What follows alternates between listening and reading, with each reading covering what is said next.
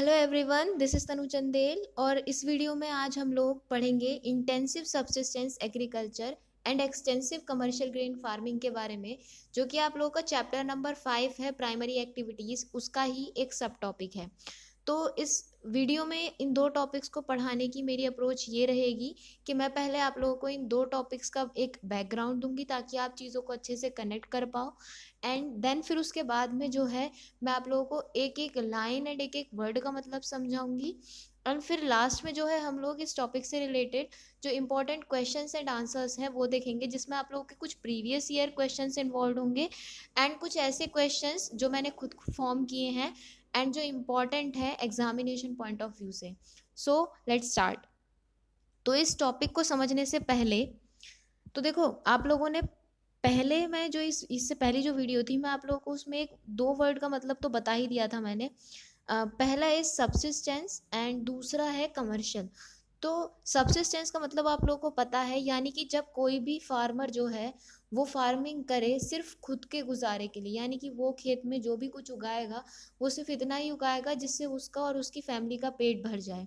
उसका कोई ऐसा मोटिव नहीं होगा कि वो उस प्रोड्यूस को जो है वो मार्केट में जा कर के सेल करे, या फिर बहुत ही कम हिस्सा जो है वो अपने प्रोड्यूस का वो मार्केट में सेल करेगा। बल्कि जो कमर्शियल ग्रेन फार्मिंग होती है उसमें जो आपका फार्मर होता है उसका प्राइम मोटिव ही ये है कि जो भी उसने प्रोड्यूस किया है खेत से वो उसको जो है मार्केट में सेल करें। सही है, खुद तो थोड़ा बहुत कंज्यूम करेगा ही, लेकिन ज़्यादातर जो पार्ट है उसका वो मार्केट में ही जाएगा।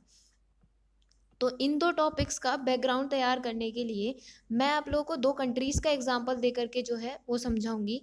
पहला इंडिया एंड दूसरा अमेरिका, यानी कि यूएसए। तो जब हम लोग वर्ल्ड पॉपुलेशन वाला चैप्टर पढ़ रहे थे उसमें मैंने आप लोगों को एक चीज़ बताई थी कि जो इंडिया की पॉपुलेशन डेंसिटी है एंड जो यूएसए की पॉपुलेशन डेंसिटी है उसमें बहुत ही फ़र्क है। पॉपुलेशन डेंसिटी यानी कि पर स्क्वायर किलोमीटर एरिया में जो लोग रहते हैं। ये पर स्क्वायर किलोमीटर एरिया क्या मतलब, मैं 1 किलोमीटर एरिया ऐसे लूँ, एक ऐसे एंड देन फिर मैं उससे एक स्क्वायर वाली शेप बना दूँ, तो इस एरिया में जो लोग रहेंगे मैं उसको डेंसिटी ऑफ पॉपुलेशन बोलूँगी। तो यूएसए की जो डेंसिटी ऑफ पॉपुलेशन है वो है अप्रॉक्सीमेटली 92 पर्सन पर स्क्वायर किलोमीटर एंड जो इंडिया की पॉपुलेशन डेंसिटी है वो है 382 पर्सन पर स्क्वायर किलोमीटर। तो आप देखो, ये इतना ही बड़ा एरिया है, एरिया 1 स्क्वायर किलोमीटर ही है। एक ऐसी जगह है जहाँ पर 92 पर्सन रह रहे हैं एंड एक ऐसी जगह है जहाँ पे इतने ही एरिया में 382 पर्सन रह रहे हैं। तो इससे हम लोग ये एक कंक्लूजन निकाल सकते हैं कि यूएसए में जो एक आदमी के पास एरिया अवेलेबल होगा वो ज़्यादा होगा एज़ कम्पेयर टू इंडिया के। यहाँ पे इतने से एरिया में 92 लोग रह रहे हैं, एक आदमी के पास जो एरिया पड़ेगा मान लो उसके वो घर के लिए हो सकता है, तो वो ज़्यादा होगा इंडिया के मुकाबले। एंड यही चीज़ जो है वो इनकी लैंड होल्डिंग्स में भी जो है रिफ्लेक्ट होगी, यानी कि यूएसए के एक जो किसान होगा उसके पास जो एक खेत होगा उसका साइज बड़ा होगा इंडिया के किसान के मुकाबले। कुछ डेटा है मैं जो मतलब आप लोगों को बताऊंगी जिससे थोड़ी और इजी होगी समझने में चीज़ों को। इतनी ये मैं बैकग्राउंड इसलिए तैयार कर रही हूँ ताकि ये जो टॉपिक है आप लोगों को ये आप लोगों के दिमाग में छप जाए। सही है, अगर एनसीईआरटी को समझना चाहते हो तो थोड़ा बहुत एक्स्ट्रा तो पढ़ना ही पड़ेगा। तो इंडिया में अगर आप लोग एक अमीर किसान को देखो ना, इंडिया में जिस किसान को अमीर माना जाता है तो उसके पास जो लैंड होल्डिंग का साइज है वो बताया जाता है लेस देन 10 हेक्टेयर। एंड ये 10 हेक्टेयर मतलब इंडिया का एक और मेजरमेंट है कि जो बीघा होता है आपका, तो 1 हेक्टेयर में जो है वो 10 बीघा होते हैं। तो जो अमीर किसान होते हैं इंडिया के उनके पास लगभग 100 बीघा ज़मीन होती है या फिर उससे भी कम। एंड जो आप मीडियम किसान लो इंडिया के, ना ज़्यादा अमीर ना ज़्यादा गरीब, तो उनके पास जो एवरेज लैंड होल्डिंग का साइज़ है वो है 2 हेक्टेयर यानी कि 20 बीघा। एंड जो मतलब स्मॉल है उनके पास तो इससे भी कम होगा। बट अगर आप यही केस लो यूएसए का, तो यूएसए में आप लोगों को ये मिलेगा 250 हेक्टेयर से लेके 16,000 हेक्टेयर्स तक। सो कैन यू इमेजिन कितना बड़ा डिफरेंस है लैंड होल्डिंग्स के साइज में। मतलब वहाँ पे तो आप उनके खेत को ऐसे ले सकते हो कि 1 किलोमीटर बाय 1 किलोमीटर का जो है वो एक फार्म साइज है, 1 किलोमीटर तक चले जा रहे हो एक इंसान का खेत है।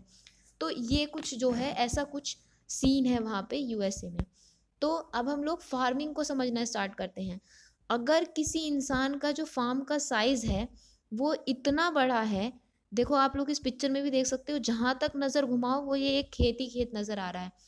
तो फिर इंसान के लिए पॉसिबल नहीं है कि वो सारा का सारा जो काम है खेत में वो हाथ से करे। एंड दूसरी चीज, यूएसए एक ऐसी कंट्री है, ये जो एक्सटेंसिव कमर्शियल ग्रेन एग्रीकल्चर है ये वर्ल्ड की डेवलप्ड कंट्रीज में ही प्रैक्टिस होता है।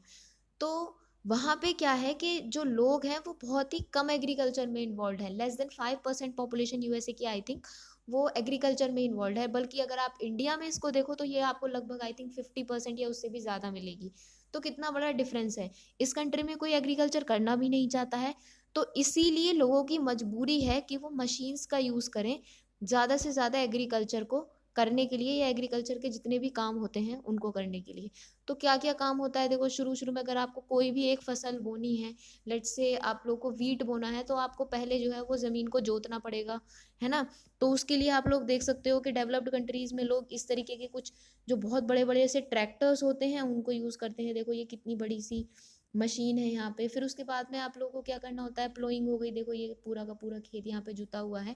फिर उसके बाद में आप लोगों को सीड्स डालने होते हैं, जैसे गेहूं के बीज डाल दो आप लोग। तो ये तो फिलहाल मैं ऐसी पिक्चर तो नहीं ले पाई, बट आपकी बुक में भी यही एक पिक्चर गिवन है कि एक ट्रैक्टर है एंड एक ट्रैक्टर के पीछे, यहाँ पे तो ये एक मशीन लग रही है, एक ट्रैक्टर के पीछे बहुत सारी मशीन्स लगी हुई हैं, है ना। मतलब एक जो मशीन होगी वो खेत को जोतेगी, दूसरी जो मशीन होगी वो क्या करेगी, वो सीड डालती जाएगी, एंड तीसरी जो मशीन होगी वो जो है वो जो खेत होगा उसको फिर से प्लेन करती जाएगी। तो ऐसा सा कुछ जो है नज़ारा होगा वहाँ पर। तो एक ही बार में इतनी सारी मशीन्स लग जाएंगी ट्रैक्टर में एंड सारा का सारा काम वो कर देंगी। फिर उसके बाद में, बट अगर आप यही चीज़ देखो इंटेंसिव सब्सिस्टेंस एग्रीकल्चर में, तो वहाँ पे वो लोग ये सारा का सारा काम खेत को जोतने वाला वो खुद करेंगे। एंड ऐसे कुछ जो है आप लोगों को हल की मदद से वो ऐसा कुछ करते हुए नजर आएंगे। क्यों? इसका रीज़न ये है, पहली चीज़ इन लोगों की जो लैंड होल्डिंग्स हैं, जो साइज़ है खेत का वो बहुत छोटा है। एंड इतने छोटे अगर आप खेत के लिए इतनी बड़ी बड़ी मशीन्स लेके आने लग गए तो वो कुछ एक फीजेबल सी चीज़ नहीं है, उससे कुछ खास फ़ायदा नहीं नज़र आता। एंड दूसरी चीज़, यहाँ पर मतलब लोग बहुत ज़्यादा रह रहे हैं। एक इंसान है, एक किसान है, और उसकी जो फैमिली है वो मिल कर के इतने छोटे से खेत में सारा काम कर सकते हैं। तो मशीन्स की कोई खास ज़रूरत नहीं है। तो यहाँ पे मशीन्स ना होने का पहला कारण है कि इनकी जो साइज़ है लैंड होल्डिंग्स की वो स्मॉल है, मशीन्स को लाना इतना फीजिबल नहीं है। एंड दूसरी चीज़, लेबर काफ़ी हद तक अवेलेबल है, तो ये मिलेगा। फिर उसके बाद में ओके, वहाँ पर हम लोगों ने क्या देखा था कि जो मशीन थी वो ही जो है बीजों को डाल रही थी। बट इंटेंसिव सब्सिस्टेंस एग्रीकल्चर में अगेन लोग जो है वो आपको कुछ हाथों से ऐसा काम करता हुआ नजर आएगा। अब फिर उसके बाद में क्या होता है, मान लो फसल बोई गई है अब आप लोगों की, उसके बाद में सुना होगा आप लोगों ने कि उसमें जो है कुछ कीड़े वीड़े लगने चालू हो जाते हैं, या फिर हम लोग उसमें कुछ फर्टिलाइजर्स डालते हैं। तो कीड़े जो मतलब जो कीड़े मारने के लिए दवाई होती हैं उनको हम लोग पेस्टिसाइड्स बोलते हैं या इंसेक्टिसाइड्स बोलते हैं। तो डेवलप्ड कंट्रीज़ में आप लोग को ये काम करते हुए कुछ इस तरीके के एयरक्राफ्ट्स नज़र आएंगे। तो ये एयरक्राफ्ट्स में जो है ये लोग इंसेक्टिसाइड पेस्टिसाइड जो भी कुछ है वो भर देंगे, एंड फिर जो है ये पूरे खेत में इस तरीके से स्प्रे कर देगा। क्यों? क्योंकि भाई लोगों के पास भी बहुत पैसा है। बट अगर आप यही चीज़ देखो इंटेंसिव सब्सिस्टेंस एग्रीकल्चर में, तो वो लोग ये सारा काम जो है हाथ से करेंगे, एंड वो लोग केमिकल फर्टिलाइजर्स का भी यूज़ नहीं करेंगे। वो लोग जो उनके घर का ही फर्टिलाइज़र होगा, जो उनका मैन्योर होगा, यानी कि जो वो मान लो वो गाय भैंस पालते हैं तो उनका जो गोबर होगा उसको ही जो है वो लोग अपने खेत में डाल देंगे। प्लस ये फार्म यार्ड मैन्योर में जैसे ये आप लोग के गेहूं निकल जाते हैं तो कुछ रेसिड्यू बच जाता है ना, उसको भी जो है ये गला सड़ा करके उसका कंपोस्ट बना करके जो है अपने खेत में डाल लेते हैं। फिर उसके बाद में जो है लास्ट काम रह जाता है आप लोगों का हार्वेस्टिंग का। मान लो फसल अब जो है अच्छे से भाई पक गई है, हमने उसमें सब कुछ कर दिया, अब लास्ट काम रह गया है हार्वेस्टिंग का, यानी कि अब हमें वो जो फसल है उसको काटना है एंड आगे का जो प्रोसेस है वो कंटिन्यू करना है। तो आप लोग देख सकते हो कि यहाँ पे ये कुछ इस तरीके की मशीन्स हैं। ये आप मशीन को देख सकते हो, ये पहले यहाँ पे क्या कर रही है कि ये जो गेहूं है उनको काट रही है, देन फिर उसके बाद में ये यहाँ पे जो भी कुछ है ये प्रोसेसिंग हो रही होगी। एंड फिर जो गेहूं के दाने हैं ग्रेन्स हैं वो यहाँ पर मशीन में जो है देख सकते हो आप, वो यहाँ पर आ रहे हैं निकल करके। तो ये सारा काम जो है यहाँ पर मैकेनाइज्ड है। बट वहीं अगर आप इंटेंसिव सब्सिस्टेंस एग्रीकल्चर में देखो तो वो काम जो है किसान हाथ से करेंगे। देखो ये इसने हाथ से ही सारे के सारे गेहूँ काटे हैं। क्यों? क्योंकि ये इतने अमीर नहीं है, again size of the land holding is small, so that's why ये सारा का सारा काम हाथ से करेंगे।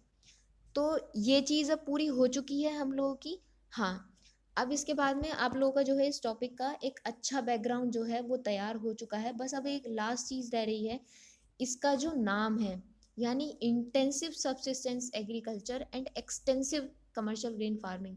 इसमें आप लोग को सब्सिस्टेंस एंड कमर्शियल का मतलब पता है, बट इंटेंसिव एंड एक्सटेंसिव का मतलब नहीं पता।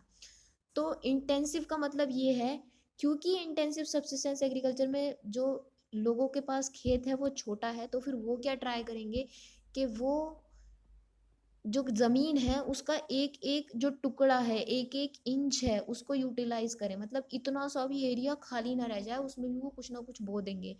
बट यही चीज़ अगर आप एक्सटेंसिव कमर्शियल ग्रीन फार्मिंग में देखो तो किसान के पास इतना बड़ा फार्म साइज है, उसे कुछ फर्क नहीं पड़ेगा अगर उसके फार्म का इतना सा हिस्सा मान लो खाली रह जाता है, उसमें कुछ भी नहीं बोया जाता है, तो उसे कुछ खास फर्क नहीं पड़ेगा। तो एक तरफ किसान जो है वो लैंड को इंटेंसिवली यूज कर रहा है, यानी कि वो नहीं छोड़ेगा उसका एक भी कोना, वो हर एक कोने को यूटिलाइज करेगा। एंड एक तरफ किसान को कुछ खास फर्क नहीं पड़ रहा, कोई एरिया छोटा भी रह जाए, तो इसको बोलेंगे हम लोग एक्सटेंसिव। तो ये डिफरेंस है एक्सटेंसिव एंड इंटेंसिव वर्ड में। अब देखो, अब हमारा जो वो टॉपिक है उसका बैकग्राउंड अच्छे से क्लियर हो चुका है। अब हम लोग क्या करते हैं, अब हम लोग लाइन बाय लाइन पढ़ते हैं पहले एक्सटेंसिव कमर्शियल ग्रेन कल्टीवेशन को। तो इसकी जो पहली लाइन है वो आप लोगों को ये बताएगी कि ये जो एग्रीकल्चर है ये कहाँ पर प्रैक्टिस होगा। तो देखो, प्रैक्टिस होगा एंड इसमें कौन सी क्रॉप है जो डोमिनेंट होगी। तो मैंने आप लोगों को जब पहला जो टॉपिक था वो पढ़ाया था उसमें हंटिंग एंड गैदरिंग में, तो मैंने आप लोगों को बताया था जहाँ बहुत ज़्यादा एक्सट्रीम्स कंडीशन होंगी, यानी कि बारिश बिल्कुल भी नहीं होगी, वहाँ पे कुछ नहीं उग सकेगा एंड वहाँ के लोग हंटिंग एंड गैदरिंग करेंगे। एंड वो रीजन्स जहाँ पे बारिश हद से ज़्यादा होगी, मतलब इतनी बारिश कि वो प्लांट्स की ग्रोथ को सपोर्ट कर सके, तो वहाँ पे जंगल होगा। बट जो बीच वाले रीजन्स होंगे, है ना, जहाँ पे ग्रासेस ग्रो कर सकेंगी, वो होंगे ग्रासलैंड्स। एंड यही वो रीजन्स होंगे आप लोगों के जहाँ पर एग्रीकल्चर पॉसिबल होगा। कुछ और भी रीजन्स होंगे वैसे जहाँ पे एग्रीकल्चर पॉसिबल होगा, अगर आप इसी स्केल में थोड़ा और आगे बढ़ते रहो तो रेनफॉल वाले में। बट ये जो आप लोगों के ग्रासलैंड्स होंगे इनमें एग्रीकल्चर पॉसिबल होगा। एंड आप एक और चीज़ ऑब्जर्व करो यहाँ पर कि ये जितने भी ग्रासलैंड्स हैं ये सभी अंदर हैं कॉन्टिनेंट्स के। क्यों? क्योंकि ये आप लोगों ने क्लास 11th की ज्योग्राफी में पढ़ा होगा कि जैसे जैसे हम लोग जो है कॉन्टिनेंट के अंदर जाएंगे, जैसे जैसे हम लोग कोस्टल एरिया से अंदर की तरफ बढ़ेंगे, जो अमाउंट ऑफ रेनफॉल है वो कम होता जाएगा। वाई? क्योंकि यहाँ से ये जो विंड्स लेके आएंगी बहुत सारा मॉइस्चर लेके आएंगी, ये जो बारिश करवाने वाली विंड्स। एंड जैसे जैसे ये अंदर जाती जाएंगी इन लोगों का जो मॉइस्चर है वो कम होता जाएगा। सो दैट्स वाई आप लोग को यहाँ पर क्या मिलेंगे, ग्रास लैंड्स। अगर ज़्यादा बारिश होगी तो फॉरेस्ट मिलेंगे, जहाँ पे ज़्यादा बारिश होगी वहाँ पे फॉरेस्ट मिलेंगे। तो एंड वीट यहाँ की प्रिंसिपल क्रॉप होगी जो यहाँ पर ग्रो करी जाएगी इन ग्रासलैंड्स में। क्यों? क्योंकि वीट को उगाने के लिए जो कंडीशंस चाहिए होती हैं हमें जोग्राफिकल, वो सारी की सारी यहाँ पे फुलफिल होंगी।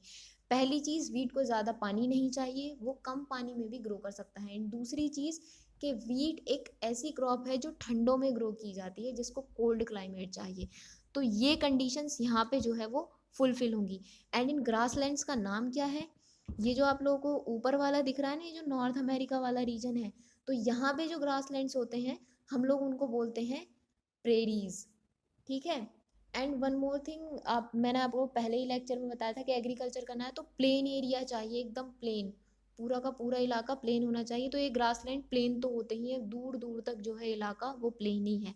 साउथ अमेरिका में इन ग्रासलैंड्स को हम लोग बोलेंगे पंपास, साउथ अफ्रीका में बोलेंगे वेल्ड्स। एंड जो आपका यूरोप एंड एशिया वाला रीजन है, यानी कि यूरेशिया जो मिलकर के बनता है, वहाँ पर इन ग्रासलैंड्स को हम लोग बोलेंगे स्टेपीज। ऑस्ट्रेलिया में बोलेंगे हम लोग इनको डाउन्स। एंड न्यूजीलैंड में बोलेंगे हम लोग इसको कैंटरबरी प्लेन्स। तो देखो ये जो रीजन्स है ना आप लोग के, ये मैप मार्किंग में भी आ जाते हैं। तो इनको अच्छे से आप लोग जो है देख लेना। 5 मार्क में आप लोगों का क्वेश्चन आता है, वो आप लोगों से कुछ भी पूछ लेंगे कि नॉर्थ अमेरिका में ये रीजन है एंड यहाँ पर एक्सटेंसिव कमर्शियल ग्रेन एग्रीकल्चर जो है वो प्रैक्टिस होता है, तो नाम बताओ इसका क्या है। तो ऐसा कुछ भी तो ये हो जाएंगे आपके प्रेरीज ऑफ नॉर्थ अमेरिका। तो इस तरीके से जो है क्वेश्चन आ जाता है, तो इसको अच्छे से प्रिपेयर कर लेना। ओके, रीजन्स कहाँ कहाँ प्रैक्टिस हो रहा है। सेमी एरिड लैंड्स, क्यों, मैंने आप लोगों को बताया कॉन्टिनेंट के इंटीरियर्स में जाओगे बारिश कम हो जाएगी। एरिड बोलते हैं हम पूरी desert type condition, and semi arid बोलते हैं मतलब इतनी डेजर्ट टाइप कंडीशंस नहीं है, थोड़ी बहुत बारिश यहाँ पर है। वीट यहाँ पर प्रिंसिपल क्रॉप है, क्यों, क्योंकि ज्योग्राफी अलाउ कर रही है वीट को ग्रो करना। एंड कुछ और क्रॉप्स हैं जैसे हुई आपकी कॉर्न, बार्ले, ओट्स एंड राई, इनको भी ग्रो करने के लिए जो है सेम जोग्राफिकल कंडीशंस की जो है ज़रूरत होती है, तो ये क्रॉप्स जो हैं यहीं पर ग्रो होंगी। देखो कोई भी क्रॉप तभी किसी भी रीजन में हम लोग ग्रो कर पाएंगे जब वहाँ की जोग्राफी अलाउ करेगी। तो कॉर्न को भी ज़्यादा पानी की ज़रूरत नहीं है ना, एंड बहुत पुअर सॉइल क्वालिटी हो ना, सॉइल ज़्यादा फर्टाइल ना हो, तब भी कॉर्न जो है वो ग्रो कर जाती है। फिर इसके बाद में the size of the farm is very large, therefore the entire operations of cultivation from ploughing to harvesting are mechanise. इतना बड़ा खेत है भाई, इंसान कैसे खुद जाके काम करेगा इतने बड़े खेत में। सो सारे के सारे ऑपरेशंस क्या है, मैकेनाइज, प्लस इन लोगों के पास पैसा भी बहुत है, तो ऑब्वियसली ये लोग मशीन का यूज़ करेंगे। देर इज लो यील्ड पर एकड़ बट हाई यील्ड पर पर्सन, इस लाइन को समझना बहुत ज़रूरी है। लो यील्ड पर एकड़ क्यों है, क्योंकि ये लोग लैंड को इंटेंसिवली यूज़ नहीं कर रहे हैं, ये लोग लैंड की एक एक इंच को यूज़ नहीं कर रहे हैं इंटेंसिव सब्सिस्टेंस एग्रीकल्चर की तरह। तो जो पर एकड़ जो आप लोगों की प्रोडक्टिविटी होगी वो कम होगी, पर एकड़ जो गेहूं निकलेंगे वो कम निकलेंगे, क्योंकि किसान को कोई परवाह नहीं है, मतलब वो इतना ध्यान नहीं दे रहा है उसकी प्रोडक्टिविटी पे। बट पर पर्सन ज़्यादा होगी, क्यों, क्योंकि ये वो एरियाज हैं जहाँ जो कि बहुत ही मतलब लेस डेंसली पॉपुलेटेड हैं, यानी कि एक इंसान के पास बहुत सारा लैंड एरिया है, तो जितना भी उस खेत में प्रोडक्शन होगा वो उसका ही है। तो अगर आप इंटेंसिव सब्सिस्टेंस एग्रीकल्चर वाले एरिया से इसे कंपेयर करो, तो यहाँ पर एक इंसान का जो होगा, वो जो एक इंसान प्रोडक्शन करेगा वो ज़्यादा करेगा। एंड अब ये एग्रीकल्चर प्रैक्टिस कहाँ पर होता है, तो मैंने आप लोगों को पहले ही बताया था, Eurasian steppes, Canadian and American prairies, pampas of Argentina, the veldts of South Africa, the downs of Australia and the Canterbury plains of New Zealand. तो एक एक पॉइंट को जो है आप लोगों को क्या करना है, एक एक लाइन को एंड एक एक पॉइंट को देखो अच्छे से मेमोराइज कर लेना है, तभी आप लोगों के जो आंसर्स हैं वो अच्छे लिखे जाएंगे। क्योंकि अगर मान लो क्वेश्चन आ जाता है 5 मार्क में, तो कभी कभी ऐसा भी हो जाता है कि जितना लिख रहा है ना, इसको थोड़ा सा और एक्सप्लेन करके आप लोगों को लिखना पड़ता है, क्योंकि 5 मार्क में इतना जो कंटेंट है वो इनफ नहीं होता, थोड़ा सा और आप लोगों को लिखना पड़ता है। एंड वन मोर थिंग, अब तो आपके 1 मार्क क्वेश्चंस भी आ रहे हैं, तो बहुत ही अच्छे से एक एक लाइन को पढ़ना, ताकि एक भी क्वेश्चन आप लोग मिस ना कर पाओ। उसके बाद में जो दूसरे टाइप का एग्रीकल्चर है वो है इंटेंसिव सब्सिस्टेंस एग्रीकल्चर। इसका बैकग्राउंड तो अच्छे से क्लियर है ही हमें। तो पहली चीज़, ये प्रैक्टिस कहाँ पर हो रहा है, मैंने आप लोगों को बताया बहुत ही डेंसली पॉपुलेटेड एरियाज में। एंड डेंसली पॉपुलेटेड एरियाज कौन से हैं आप लोगों के वर्ल्ड के, वो है south and south east Asia, जिसको हम मॉनसून एशिया भी बोलते हैं। क्यों हम लोग मॉनसून एशिया बोलते हैं, देखो ये वाला रीजन, ये इंडिया हमारा साउथ एशिया में आता है, एंड ये कुछ साउथ ईस्ट एशियन कंट्रीज हैं जैसे वियतनाम, कंबोडिया, ये सारी, थाईलैंड वगैरह। क्यों, क्योंकि यहाँ पर इनको मानसून एशिया इसलिए बोलते हैं क्योंकि यहाँ पे monsoon type of climate found मतलब मिलता है। अब ये मानसून टाइप ऑफ क्लाइमेट क्या है, आप लोगों ने 11th क्लास की ज्योग्राफी में पढ़ा होगा। मतलब यहाँ पे जो है सीजनल रिवर्सल ऑफ विंड्स होता है, एंड आप लोगों ने सुना होगा कि इंडिया में जो बारिश होती है वो मानसून विंड्स की होती है, विंड्स की वजह से होती है। तो सेम कंडीशंस जो हैं इस रीजन में भी आप लोगों को मिलेंगी, सारे रीजन में, इसलिए इसलिए इसको मानसून एशिया बोला जाता है। अब यहाँ पे एग्रीकल्चर इंटेंसिवली क्यों हो रहा है, पॉपुलेशन डेंसिटी ज़्यादा क्यों है, लोग ज़्यादा क्यों रह रहे हैं, क्यों, क्योंकि यहाँ की ज़्यादातर जो सॉइल है वो फर्टाइल है। एंड अगर सॉइल फर्टाइल है तो वो ज़्यादा खाना ग्रो कर सकती है, यानी कि उसकी कैरिंग कैपेसिटी ज़्यादा है, वहाँ पर ऑब्वियसली पॉपुलेशन बढ़ जाएगी, क्योंकि लोगों के पास खाने को होगा। एंड अगर पॉपुलेशन बढ़ जाएगी तो पॉपुलेशन डेंसिटी ज़्यादा हो जाएगी, एंड फिर जो एक इंसान के पास लैंड एरिया बचेगा वो कम बचेगा, इसलिए उसकी मजबूरी हो जाएगी कि वो उसको इंटेंसिवली कल्टीवेट करे, यानी कि एक एक इंच लैंड की यूटिलाइज करे, तभी वो खुद को जो है सस्टेन कर पाएगा। सो अब हम लोग जो है एक एक लाइन पढ़ते हैं। तो ये जो इंटेंसिव सब्सिस्टेंस एग्रीकल्चर है, इसको जो है दो पार्ट्स में डिवाइड करा गया है। पहला जो कि डोमिनेटेड है पैडी कल्टीवेशन से, एंड दूसरा जो कि अलग क्रॉप से डोमिनेटेड है। तो ये वेट पैडी कल्टीवेशन क्या है? ये कुछ भी नहीं है, ये राइस कल्टीवेशन ही है। अब देखो, राइस एक वाटर इंटेंसिव क्रॉप है, यानी कि राइस एक ऐसी क्रॉप है जिसे बहुत ही ज़्यादा पानी चाहिए उगने के लिए। And one more thing, rice को टेम्परेचर भी बहुत ज़्यादा चाहिए। बहुत ही गर्मी जब होंगी तभी राइस जो है आप लोग उगा सकते हो। तो जहाँ पर ये क्राइटेरियाज मीट होंगे वहाँ पे राइस कल्टीवेशन होगा। So it is characterise by the dominance of rice crop. Land holdings are very small due to the high density of population, ये हम बहुत ही अच्छे से समझ चुके हैं। Use of machinery is limited and most of the agricultural operations are done by manual labour. तो ये भी मैंने आप लोगों को बताया, लैंड होल्डिंग्स स्मॉल है इसलिए फीजेबल नहीं है किसान के लिए कि वो मशीनरी का यूज़ करे। प्लस ये सब्सिस्टेंस एग्रीकल्चर कर रहा है, ये कुछ बेच नहीं रहा है मार्केट में, तो इसके पास पैसा भी नहीं है। प्लस लेबर की अवेलेबिलिटी अच्छी खासी है, तो इसीलिए सारे के सारे एग्रीकल्चरल ऑपरेशंस हाथ से किए जाएंगे। Farm yard manure is use to maintain the fertility of the soil, ये केमिकल फर्टिलाइजर्स नहीं यूज करेंगे, अपना फार्म यार्ड मैन्योर ही यूज करेंगे। In this type of agriculture yield per unit area is high but per labour productivity is low. ये मतलब उसका उल्टा पॉइंट है जो हमने अभी एक्सटेंसिव कमर्शियल ग्रेन कल्टीवेशन में पढ़ा, कि यहाँ पर yield per unit area high होगी। क्यों? क्योंकि ये लोग लैंड की एक एक इंच को यूटिलाइज करेंगे इसलिए। एंड पर लेबर प्रोडक्टिविटी लो इसलिए होगी क्योंकि पॉपुलेशन बहुत ज़्यादा है यहाँ पे, है ना। एक इंसान के पास जो लैंड एरिया है वो बहुत ही कम है, जिस उससे जितना भी निकलेगा वो मतलब उस एक इंसान का होगा। वहाँ पे एक इंसान के पास बहुत ज़्यादा जो था वो बड़ा खेत था, तो इस वजह से उसमें बहुत सारा उगता होगा एंड वो उस एक इंसान का होता होगा, इसलिए जो पर लेबर प्रोडक्टिविटी है वो यहाँ पर लो हो गई। इसके बाद में जो है इसका दूसरा टाइप है वो है intensive subsistence agriculture dominated by crops other than paddy. जहाँ पर राइस को ग्रो करने की कंडीशंस नहीं होंगी ना, यानी कि बहुत ज़्यादा पानी एंड हाई टेम्परेचर, वहाँ पर जो है आप लोगों का दूसरी क्रॉप्स उगनी शुरू हो जाएंगी।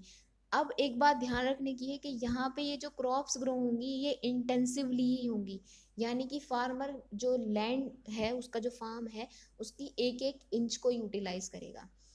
तो दूसरी क्रॉप्स होंगी आप लोगों की वीट, सोयाबीन, बार्ले, सोरगम। तो ये जितनी भी क्रॉप्स हैं एंड ये ग्रो कहाँ कहाँ पर होंगी? Northern China, Manchuria and north Japan.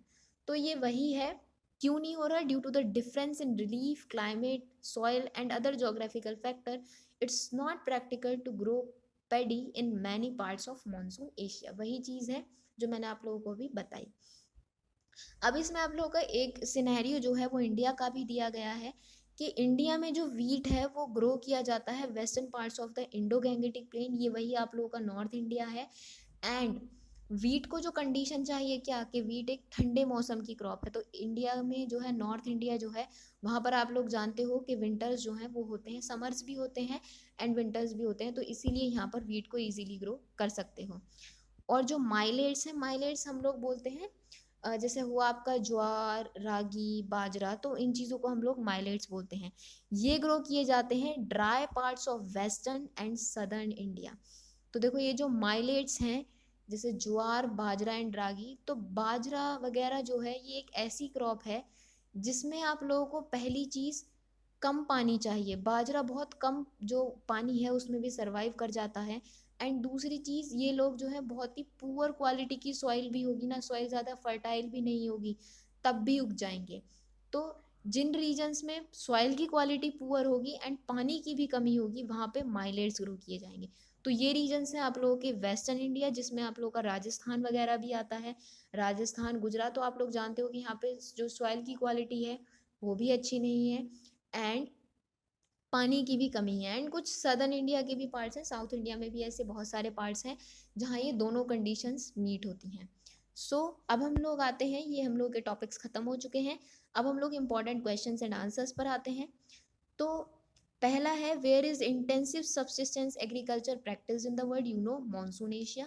What are its two types? Describe any two characteristics of each type. तो दो टाइप्स भी आप लोगों को पता है, पहला जो मतलब वेट पैडी कल्टीवेशन, दूसरा अदर क्रॉप्स। तो इनको अच्छे से जो है आप लोग टॉपिक्स को प्रिपेयर करके क्वेश्चन एंड आंसर जो है वो करके देखना। Explain the 5 characteristics of intensive subsistence agriculture dominated by weight paddy cultivation, अभी अभी हम लोगों ने पढ़ा, तो वो सारे कैरेक्टरिस्टिक्स आप लोग इसमें लिख देना। Explain any 3 characteristics of intensive subsistence agriculture dominated by crops other than paddy, तो ये वही है जिसमें वीट सोरगम ये सारी चीज़ें जो हैं वो ग्रो होंगी। पहला रीज़न कि भैया जोग्राफिकल फैक्टर्स जो हैं वो अलग हो जाएंगे, इसलिए हम लोग राइस यहाँ पर ग्रो नहीं कर पाएंगे, कहाँ कहाँ पर ये ग्रो होंगी, एंड इंडिया में कौन कौन से रीजन्स है जहाँ पर हम इन्हें ग्रो करेंगे, ये सारे पॉइंट्स आप लोग लिख देना। In which kind of agriculture the yield per unit area is high but per labour productivity is low, तो ये हम लोगों ने अभी देखा, ये है इंटेंसिव सबसिस्टेंस एग्रीकल्चर। एंड हाँ जो ये आप लोगों का पहला वाला क्वेश्चन था ना, ये 5 मार्क क्वेश्चन था, तो 5 मार्क क्वेश्चन आए तो आप लोगों को एटलीस्ट 150 वर्ड्स में आंसर देना है, यानी कि 1.5 पेज तो आपका जो है वो आंसर आना ही चाहिए 1.5 पेज पे, या 2 पेज भी चलेगा, तो इतना जो है आप लोग लिख के आना। 3 मार्क है तो 80 वर्ड्स होता है आई थिंक, तो आप लोग जो है वर्ड लिमिट के ही हिसाब से अपनी आंसर राइटिंग प्रैक्टिस करना। एंड अगर आप लोगों ने जो टॉपिक है ना जो मैंने आप लोगों को पढ़ाया वो अच्छे से पढ़ लिया तो कोई क्वेश्चन आपके हाथ से नहीं जाएगा, बस इनको जो है बहुत अच्छे से पढ़ना है आप लोगों को। उसके बाद में हम लोग एक्सटेंसिव कमर्शियल ग्रेन एग्रीकल्चर से रिलेटेड भी इंपॉर्टेंट क्वेश्चन एंड आंसर्स देख लेते हैं। तो पहला है explain any 5 characteristics of extensive commercial grain cultivation practice in the world, तो जो मैंने आप लोगों को पढ़ाया वही पूरा छाप देना है यहाँ पे। एंड 5 मार्क है तो थोड़ा सा और एक्सप्लेन कर देना इन पॉइंट्स को जो बुक में लिखे हुए हैं। Differentiate between intensive subsistence agriculture and sorry it should be commercial grain, जो है आप लोग का एक्सटेंसिव कमर्शियल ग्रेन फार्मिंग, तो इन दोनों के बीच में जो है आप लोग डिफरेंस बता देना कि एक में जो है वो प्लॉट का साइज़ बहुत छोटा होता है, एक में बड़ा होता है, एक में मशीन्स का यूज़ करते हैं, एक में मशीन्स का यूज़ नहीं करते, एक में केमिकल फर्टिलाइजर्स होते हैं, एक में फार्म यार्ड मैन्योर होता है, एक कौन कौन से रीजन्स में प्रैक्टिस होता है, एक ग्रास लैंड्स में प्रैक्टिस होता है, तो ऐसे जो है आप लोग बता देना। What kind of agriculture is practiced in the interior parts of semi-arid lands of the mid latitude? ये 1 मार्क में है तो आप लोग इसको जानते हो, ये है extensive commercial grain agriculture. Which crop is the principal crop in commercial grain farming? So you know it is the wheat. Which kind of agriculture is fully mechanized? It is extensive commercial grain agriculture. This question is also 1 mark. What are the regions where, sorry, again it should be here, extensive commercial grain agriculture is practice, तो ये regions जो आप लोगों को मैंने word के grasslands बताए थे, prairies, velds, pampas, Canterbury plains, velds and steppes and downs, तो ये सारे जो है आप लोग लिख देना। सो हो गया है पूरा ये टॉपिक आप लोगों का। Thank you and have a great day.